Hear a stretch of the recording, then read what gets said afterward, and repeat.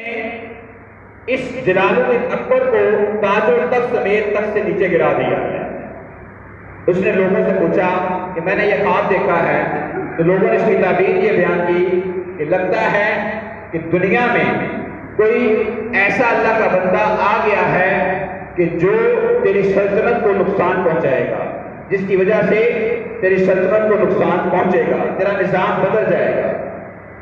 بہرحال آپ رحمۃ اللہ تعالیٰ علیہ نے ابتدائی علوم جو ہے اپنے والد گرامی سے ہی حاصل کیے، حفظ کیا، اور اس کے بعد متعدد شہروں کا سفر کیا۔ جس طرح بزرگان دین کا طریقہ ہے کہ وہ علم دین حاصل کرنے کے لیے ایک شہر سے دوسرے شہر، دوسرے سے تیسرے شہر جاتے آتے رہتے تھے، تو 17 سال کی عمر میں تمام علوم سے فراغت حاصل کی اور اس کے بعد درس و تدریس میں مشغول ہو گئے۔ اور آپ رحمۃ اللہ تعالیٰ علیہ سلسلہ چشتیہ جو ہے اس کی تعلیم کرنا شروع ہو گئے، اور خواجہ رضی الدین محمد باقی جو ہے ان کے پاس جا کر آپ رحمۃ اللہ تعالیٰ علیہ نے پھر سلسلہ نقشبندیہ کی بھی تعلیم حاصل کی۔ تو یوں مختلف سلاسل سے جو ہے آپ چلے، اور جو بیعت کرتے تھے وہ نقشبندی سلسلے سے کرتے تھے۔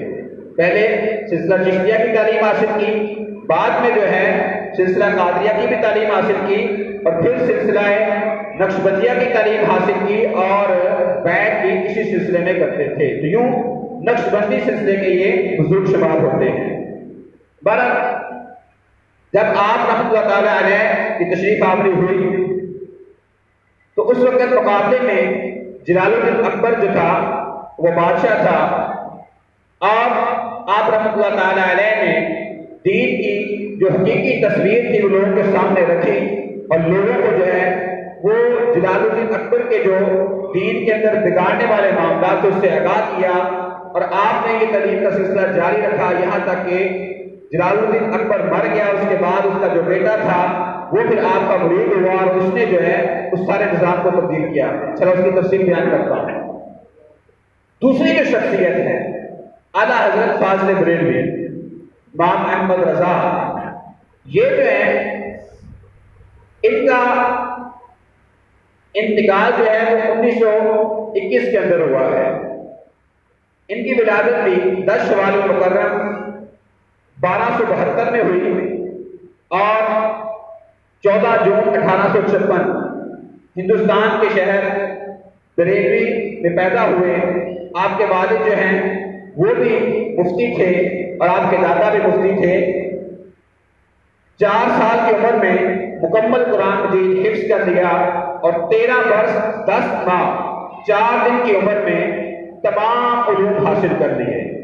آپ خود فرماتے ہیں کہ اسی دن میں بالغ ہوا، اسی دن تمام علوم سے فراغت حاصل کی، اور اسی دن میں نے فتویٰ لکھ کر اپنے والد کو چیک کروایا، تو میرے والد نے فتوے کو درست پا کر مسند افتاء میرے حوالے کر دی، اور آئندہ سے فتویٰ جو ہے وہ میں نے دینا شروع کر دیا۔ 13 سال 10 ماہ 4 دن کی عمر میں آپ رحمۃ اللہ تعالیٰ علیہ نے 6 سال کی عمر میں سب سے پہلی تقریر کی تھی، اور 4 سال کی عمر میں آپ کا کسی سے عربی میں مکالمہ ہوا تو عربی کے اندر فصیح عربی کے ساتھ اس کو جوابات دیے۔ تو یوں شروع سے ہی نیک گھرانے سے تعلق رکھتے تھے۔ بہرحال آپ رحمۃ اللہ تعالیٰ علیہ نے دین کی تبلیغ عام کی، اور اس وقت صرف پاکستان اور ہندوستان جو بر صغیر تھا یہی نہیں، بلکہ پوری دنیا جو ہے ان تمام کا مرجع جو ہے وہ اعلیٰ حضرت کی ذات تھی۔ آپ کے فتاویٰ کو دیکھا جائے جو کہ 30 جلدوں میں موجود ہے، جس میں 6500 سے زائد فتاویٰ ہیں، اور 23-24 ہزار صفحات پر مشتمل ہے۔ اس میں کئی جو مختصر فتاویٰ ہیں، کئی رسائل بھی ہیں جو 200 سے زائد ہیں، پوری کتابوں کی صورت میں ہیں۔ تو یہ سوالوں کو دیکھا جائے تو یہ پوری دنیا سے آئے تھے، افریقہ سے آئے تھے، یہاں عرب سے آئے تھے، ایشیا سے آئے تھے۔ الغرض جتنے بھی بر اعظم تھے اعلیٰ حضرت علیہ رحمہ سے مختلف طرح کے سوالات کیے جاتے تھے، اور آپ اس کا تحریری جواب دیتے تھے۔ اور صرف یہی نہیں، آپ کے پاس سوالات صرف یہ نہیں آتے تھے حلال حرام جائز ناجائز کے، بلکہ سائنسی حوالے سے اور منطقی حوالے سے، فلسفی حوالے سے، ریاضی کے حوالے سے، الغرض جس علم کے متعلق آپ سے سوال کیا گیا آپ نے بڑا تسلی بخش اس کا جواب دیا۔ علماء نے، اعلیٰ حضرت علیہ رحمہ کی سیرت نگاروں نے جب آپ رحمۃ اللہ تعالیٰ علیہ کے فتاویٰ کو پڑھنا شروع کیا اور اس میں علوم کو کھنگالنا شروع کیا تو وہ یہ کہنے پہ مجبور ہو گئے کہ لگتا یہ ہے کہ اعلیٰ حضرت کو 100 سے زائد علوم کے اندر مہارت حاصل تھی، 100 سے زائد علوم کے اندر مہارت حاصل تھی۔ اور یہ صرف علماء ہی نہیں بلکہ ان کے دور کے اندر محدث سورتی رحمۃ اللہ تعالیٰ علیہ وہ خود یہ کہتے ہیں کہ اعلیٰ حضرت علیہ رحمہ کے پاس ہم حاضر ہوتے، ہم کئی دنوں تک کتابوں کو چھانتے رہتے، جزیات دیکھتے رہتے، حوالے نکالتے رہتے، ہمیں جزیہ نہیں ملتا۔ ہم کہتے ہیں حضور یہ فلاں مسئلہ ہے، اس حوالے سے کوئی جواب ارشاد فرما دیں تو آپ رحمۃ اللہ تعالیٰ علیہ بیٹھے بیٹھے کہتے فتح القدیر فلاں جلد فلاں صفحہ فلاں لائن فلاں سائٹ پر یہ مسئلہ یہ لکھا ہوا ہے۔ اسی طرح کئی کتابوں کو بالکل منوان بیان کر دیتے ہیں۔ محدث سورتی کہتے ہیں اعلیٰ حضرت کو دیکھ کے لگتا یہ ہے کہ گویا کہ 1400 سال کی کتابیں آپ کو یاد تھیں اور جب چاہتے جہاں سے چاہتے بغیر دیکھے کتابوں سے جزیات کو نقل کرتے تھے۔ اور یہ اعلیٰ حضرت کا علمی کارنامہ بھی ہے۔ آپ رحمۃ اللہ تعالیٰ علیہ کا ایک واقعہ ہے کہ آپ بدایوں تشریف لے کے گئے، وہاں پر کسی وجہ سے رکنا پڑ گیا، وہاں پر عقود الدریہ فی تنقیح حامدیہ 2 جلدوں کی کتاب ہے، عربی کی بڑی 2 جلدیں ہیں اس کی۔ اب آپ کے کتب خانے میں وہ کتاب موجود نہیں تھی۔ آپ نے جو میزبان تھا اسے کہا کہ آپ یہ کتاب مجھے دے دیں تو میں انشاءاللہ چند دنوں میں آپ کو واپس کر دوں گا۔ پہلے جانے کا ارادہ تھا، اس نے کہا کہ زور یہی کہ اس کا ہے تو آپ ایسا کریے گا پڑھ کے جلدی واپس کر دیجیے گا۔ پہلے جو کتابیں اتنی وہ عام چھپتی نہیں تھی تو اس لیے کتابوں کا قحط پڑا رہتا تھا۔ اعلیٰ حضرت فاضل بریلوی کہتے ہیں کسی وجہ سے رکنا پڑ گیا تو ساری رات اس کتاب کو پڑھا اور صبح کتاب واپس کر دی۔ وہ جو میزبان تھا وہ کہتا جو لگتا آپ غصہ کر رہے ہیں، آپ رکھ لیں کتاب، آپ بعد میں دے دیجیے۔ کہتے نہیں حاجت نہیں ہے۔ کیوں؟ کہتے ہیں کہ یہ کتاب میں نے پڑھ لی ہے، اب اس کتاب کی سالہ سال تک کیفیت یہ رہے گی کہ جب چاہوں جہاں سے چاہوں اس کتاب کے جزیات نقل کر سکتا ہوں۔ یعنی یہ کتاب مجھے زبانی یاد ہو گئی ہے اور اس کا جو مضمون ہے، جو اس کا خلاصہ ہے، وہ تو ساری زندگی کے لیے یاد ہو گیا ہے، وہ کبھی چین سے نہیں جائے گا۔ حافظے کا یہ کمال تھا۔ یہی نہیں، حفظ قرآن کے حوالے سے بھی ان کے بارے میں مشہور ہے کہ آپ کو کسی نے حافظ لکھ دیا، آپ حافظ نہیں تھے تو آپ رحمۃ اللہ تعالیٰ علیہ نے قصد کیا کہ اب میں حافظ بن جاؤں۔ روزانہ مغرب کی نماز، رمضان کے اندر مغرب کی نماز کے بعد کھانا وغیرہ تناول کرنے کے بعد قرآن مجید پڑھتے اور تراویح میں سنا دیتے۔ مغرب سے لے کر عشاء کے دوران قرآن پڑھتے، تراویح میں سنا دیتے۔ 30 روزے پورے ہوئے، 30 پارے آپ رحمۃ اللہ تعالیٰ علیہ کے پورے ہو گئے۔ یوں آپ نے مغرب سے عشاء کے دوران انتہائی مختصر وقت کے اندر جو ہے وہ قرآن ہے حفظ کیا۔ یہ اللہ تبارک و تعالیٰ کی ایک نعمت تھی، ان پر کرم تھا۔ یہی وجہ ہے کہ ان کے استاد بھی پریشان ہو جاتے تھے۔ ایک استاد نے پوچھا کہ بھئی آپ انسان ہو یا جن ہو؟ کہتے ہوں تو انسان ہی، لیکن اللہ کا فضل بھی ہے۔ دوبارہ بہت سے واقعات اعلیٰ حضرت کے علمی معاملات کے، تو یہ بھی 14ویں صدی کے مجدد کہلائے۔ انہوں نے بھی دین کے معاملات کو اس طریقے سے واضح کیا کہ جو دین کی شکلوں کو بگاڑنے والے تھے ان تمام شکلوں کو سیدھا کیا اور حقیقی دین کو سب کے سامنے پیش کیا۔ یہی وجہ ہے کہ آپ رحمۃ اللہ تعالیٰ علیہ کے فتاویٰ سے اگر دیکھا جائے تو 100 کے قریب بدعات، یعنی جو واقعی شرعی بدعات ہیں، جو سیئات بدعات ہیں، بری بدعتیں ہیں، ان کو اعلیٰ حضرت علیہ رحمۃ نے نومینیٹ کیا اور کہا کہ اس کا دین سے کوئی حصہ نہیں ہے۔ الغرض یہ جو شخصیت تھی ان کا وصال 25 صفر المظفر 1340 ہجری میں ہوا، 28 اکتوبر 1921 کو جمعہ والے دن۔ تو مجدد جو ہوتا ہے اس کا مختلف کام ہوتے ہیں۔ ایک کام اس کا یہ ہوتا ہے کہ وہ اسلامی احکام کو نافذ کرنے والے کام کرتا ہے، اسلامی احکام کا نفاذ چاہتا ہے۔ یہ نہیں ہے کہ دعویٰ تو مجدد ہونے کا کرے اور خود اپنی ذات پر بھی اسلام نافذ نہ ہو۔ آج کل ایسے بھی افراد پائے جاتے ہیں، وہ اپنے آپ کو مجدد اسلام تو کہلاتے ہیں لیکن داڑھی ان کی جو ہے وہ نظر بس آتی ہے، ہوتی نہیں ہے۔ ایسے افراد بھی موجود ہیں جو داڑھی کو ایک مٹھی سے کم رکھتے ہیں لیکن اپنے آپ کو جو ہے وہ مجدد کہلانا پسند کرتے ہیں، خوش ہوتے ہیں اس چیز سے۔ تو مجدد کا سب سے پہلا جو کام ہوتا ہے وہ احکام اسلامی کو نافذ کرنا ہوتا ہے اس کی اصل روح کے مطابق۔ تو حضرت مجدد الفیصانی جو تھے، جب ان کا دور تھا تو جب 33 سال آپ کی زندگی جو ہو گئے، اس وقت جو تھا جلال الدین اکبر مغلوں کا جب تیسرا بادشاہ تھا، اس کے اوپر لبرلزم کا بہت سوار ہوا، جس طرح آج کل ہمارے ہاں حکمرانوں کے اندر سوار ہوتا ہے سیکولر اور لبرلزم۔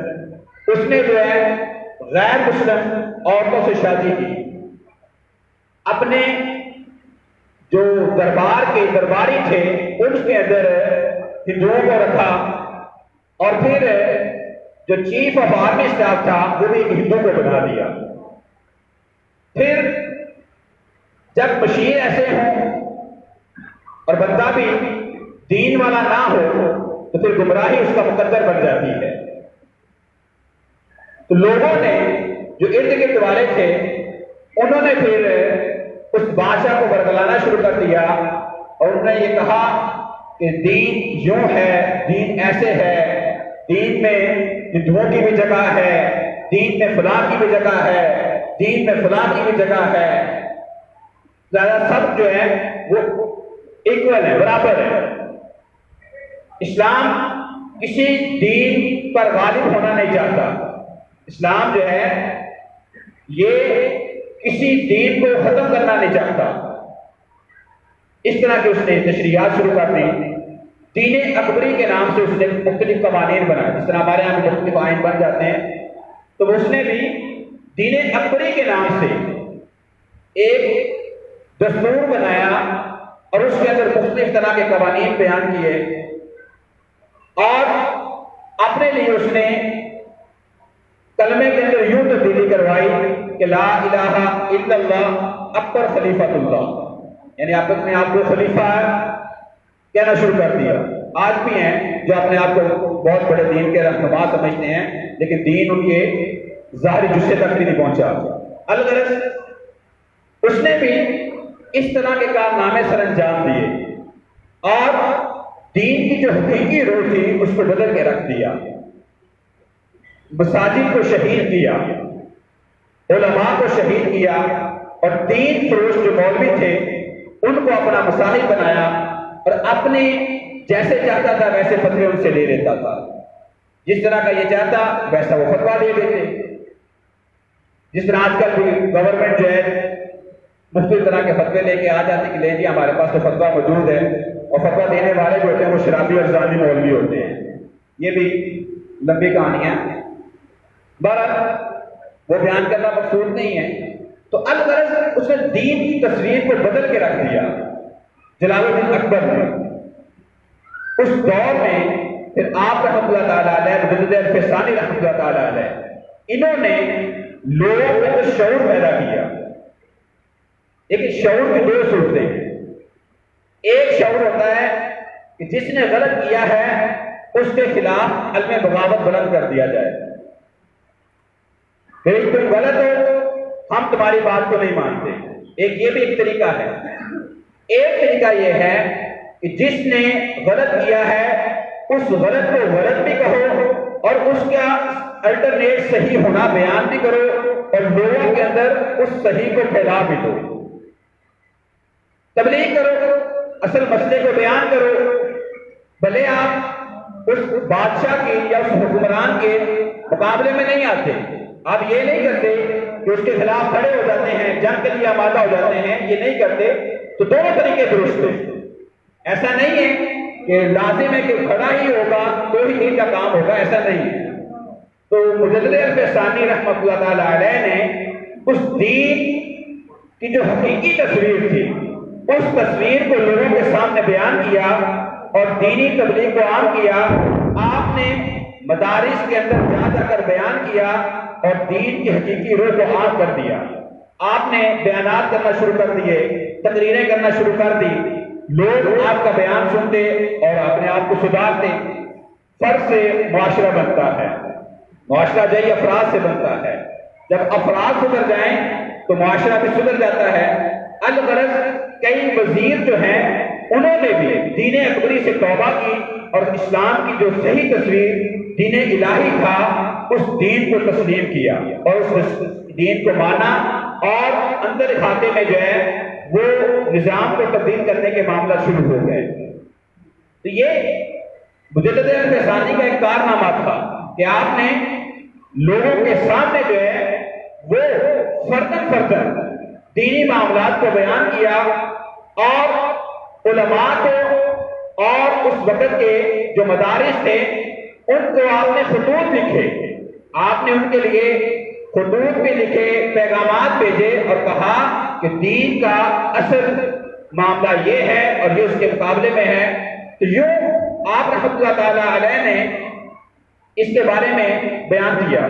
بعض آپ کے خطبے عرض کرتا ہوں، آپ نے لکھا نقط سعادت دارین وابستہ باتباع سید کونین وبس علیہ وعلی آلہ من الصلاۃ افضلها من التسلیمات اکملها۔ کہتے ہیں دونوں جہاں کی خوش بختی سرور عالم صلی اللہ تعالی علیہ وسلم کی اتباع اور غلامی سے وابستہ ہے، اس کے علاوہ سعادت دارین کا اور کوئی ذریعہ نہیں۔ یہ لکھا، ایک میں آپ نے لکھا کہ یہ اتباع کیسے حاصل ہوگی، کہتے ہیں مطابق او علیہ السلام یاتیان احکام اسلامیہ ورفع رسوم کفریہ چے اسلام و کفر ضدیہ دیگر اشد۔ کہتے ہیں اتباع رسول کا ذریعہ اور طریقہ یہ ہے کہ اسلامی احکام کو رواج دیا جائے اور کفریہ رسموں کو مٹا دیا جائے، کیونکہ اسلام اور کفر ایک دوسرے کی ضد ہیں۔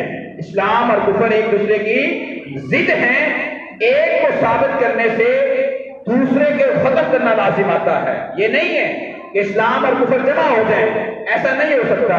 جو اسلامی احکام کو نافذ کرے وہ کفر کو مٹاتا ہے، اور جو کفریہ رسموں کو رائج کرتا ہے وہ گویا کہ اسلام کے خلاف سازش کر رہا ہے۔ یہ خط لکھا، اور پھر آپ رحمۃ اللہ تعالی علیہ نے لوگوں کے اندر یہ معاملہ عام کیا اور یہ بیان کیا کہ یہ جو اکبر کہہ رہا ہے کہ آج آپ ہندوؤں، عیسائیوں، یہودیوں ان سب کو ساتھ لے کر چلو اور یہ بھی ہمارے ساتھ ہمارے بھائیوں کی طرح چلیں گے، ان کی ترویج یہ دین کو ختم کرنا ہے، یہ دین کو مٹانا ہے۔ اسلام کی یہ تعلیمات کبھی بھی نہیں ہے، اور اس حوالے سے قرآن مجید کی آیت کی ہے الذین ان مکناہم فی الارض اقاموا الصلاۃ وآتوا الزکاۃ وامروا بالمعروف ونہوا عن المنکر وللہ عاقبۃ الامور، کہ اگر ہم ان لوگوں کو زمین پر اقتدار دیں اور وہ نماز قائم کریں، زکوٰۃ ادا کریں، نیکی کا حکم دیں، برائیوں سے روکیں، تو اب تمام کاموں کا انجام جو ہے یہ اللہ تبارک تعالیٰ کی ذات کو ہے۔ تو یہ دین کے جو معاملات ہیں ان کی ترویج یہ ہے کہ دین کو غالب کیا جائے۔ یہ نہیں ہے کہ دینی معاملات کو چھوڑ دو، جو دیگر معاملات ان کو اوپر لے آؤ، مساجد کو بند کر دو، مندروں کو بنانا شروع کر دو، مساجد کے اوپر لاک ڈاؤن لگا دو، گرودواروں کو کھولنا شروع کر دو۔ یہ دین نہیں ہے، یہ دین کا یہ درس نہیں ہے۔ دین یہ نہیں ہے کہ آپ اقلیتوں کو سر پہ چڑھاؤ، ہاں دین یہ کہتا ہے آپ اقلیتوں کو ان کے مذہب کے مطابق کام کرنے دو، ان کو تنگ نہ کرو بلا وجہ۔ ہاں یہ ہے ان کو اپنے سر پہ نہیں چڑھانا کہ کل آپ کے دین کے یہی دشمن ہو جائیں۔ ان کو اتنا سر پہ نہیں چڑھانا. آج کل ہمارے یہاں بھی یہی ہو رہا ہے. اس وقت جلال الدین اکبر نے بھی یہی کیا تھا. اس نے بھی یہی سیکولر اور لبرل اسلام کو پیش کیا تھا، اور اس وقت بھی اس نے غیر مسلم عورتوں سے شادیاں کی تھی. ہمارے یہاں دیکھ یہی ہوتا ہے. اتنے حکمران ہیں جنہوں نے عیسائیوں سے شادیاں کی ہوئی ہیں، یہودیوں سے شادیاں کی ہوئی ہیں. کتنے افراد ایسے ہیں جنہوں نے ہندوؤں سے شادیاں کی ہوئی ہیں اور بڑے فخر سے بیان کرتے ہیں، حالانکہ جائز نجائز کا معاملہ اپنی جگہ پر ہے. یہ دین کا کام نہیں ہے. دین کا کام دین کو عام کرنے سے ہوتا ہے. دین کا کام دین کا نام لینے سے نہیں ہوتا. دین کا کام دین کو عام کرنے سے ہوتا ہے. تو یوں آپ رحمۃ اللہ تعالی علیہ نے دینی معاملات کو بیان کیا. آپ کی صحبت کے اندر مختلف طرح کے وزراء آتے اور اپنے معاملات سے توبہ کرتے. پھر بالآخر جلال الدین اکبر جو ہے وہ مر گیا، دنیا سے چلا گیا. تو اس کا بیٹا جو تھا سلیم، جس کو نور الدین جہانگیر کہا جاتا ہے، وہ بادشاہ بنا. اس نے جو ہے کچھ عرصے بعد مجدد الفسانی رحمۃ اللہ تعالیٰ علیہ سے اپنی ملاقات کی خواہش کا اظہار کیا. تو آپ رحمۃ اللہ تعالیٰ علیہ نے چند شرائط رکھی جو اس کے باپ نے شروع کی تھی. اس کے باپ نے کیا کیا تھا کہ سجدہ تعظیمی بادشاہ کو کرنا جائز ہے. وہ اپنے آپ کو سجدہ کرواتا تھا. تو انہوں نے پہلی شرط یہ رکھی کہ سجدہ تعظیمی پر پابندی لگائی جائے. کوئی بھی بادشاہ کو سجدہ نہیں کرے گا، ایک شرط. دوسری شرط یہ کہ اس نے ہندوؤں کے کہنے پر گائے کی قربانی پر پابندی لگائی تھی جلال الدین اکبر نے. دوسری شرط یہ رکھی کہ گائے کے ذبح پر پابندی ختم کی جائے. بادشاہ اور وزیر سب دربار عام کے سامنے اپنے ہاتھ سے گائے کو ذبح کریں. تیسری شرط یہ رکھی جتنی مساجد شہید کی گئی ہیں ان تمام کو نئے سرے سے تعمیر کیا جائے. چوتھی شرط یہ رہی کہ دربار شاہی کے پاس مسجد تعمیر کی جائے جس میں بادشاہ اور وزراء پانچوں وقت کی نمازیں ادا کریں. اور پانچویں شرط یہ رکھی ہر شہر، ہر قصبے، ہر علاقے میں دینی مدارس قائم کیے جائیں. مفتی اور قاضی جو ہیں وہ مقرر کیے جائیں. چھٹی شرط یہ رکھی کفار پر جو ٹیکس ہے وہ لگایا جائے اور شیعیت کے خلاف جتنے بھی قوانین ہیں ان کو منسوخ کیا جائے. تو یہ 6 شرطیں اس سلیم کے سامنے رکھی، جہانگیر کے سامنے رکھی.